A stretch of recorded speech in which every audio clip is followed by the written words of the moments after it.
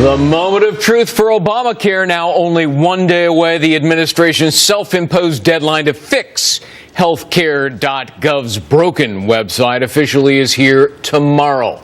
And top officials are promising a smoother ride for Americans. That's their promise. Good morning, everybody. I'm Greg Jarrett. Glad you're here. I'm in for Bill Hemmer in America's Newsroom. Yeah, nice to see you. Hope you had a good Thanksgiving. I did indeed. Yeah, me too. And I'm Heather Childers in for Martha McCallum. Now, the White House recruiting the best and the brightest, at least they say, to repair the glitchy site, but already new concerns that problems will, in fact, persist. Chief Washington correspondent James Rosen is live with all the details. James, already we see top administration officials looking to kind of lower expectations for tomorrow's relaunch, if we can call it that, right?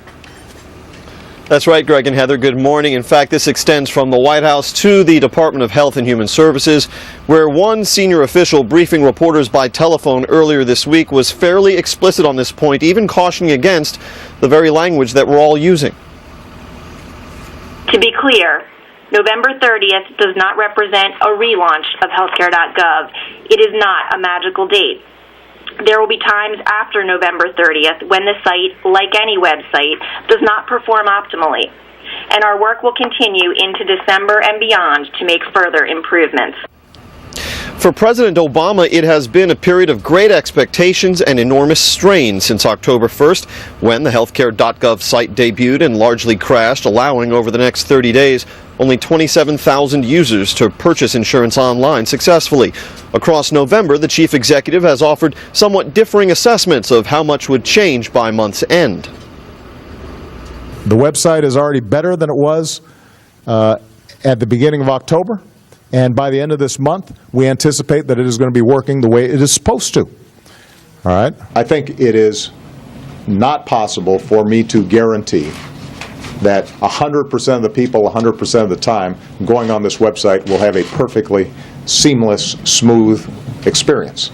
We're going to have to continue to improve it even after November 30th, December 1st. And officials say that by tomorrow, 50,000 users should be able to log in at the same time, about 800,000 over the course of a given day. Those stymied by the process will be sent a message telling them when approximately to log back in later on. Greg? All right. One recent move by the Obama administration showed that its concerns about the website are still pretty serious, aren't they? That's right, Greg. Earlier in this week, Wednesday, the day before Thanksgiving, the HHS announced that small businesses will not be able to use the website to purchase insurance for their employees online in most states until 1 year from now. That feature of the program had already been delayed since October 1st. It prompted the Republican National Committee Chairman Reince Priebus to call once again for Obamacare to be scrapped entirely and for common sense reforms to be pursued in its place. Greg?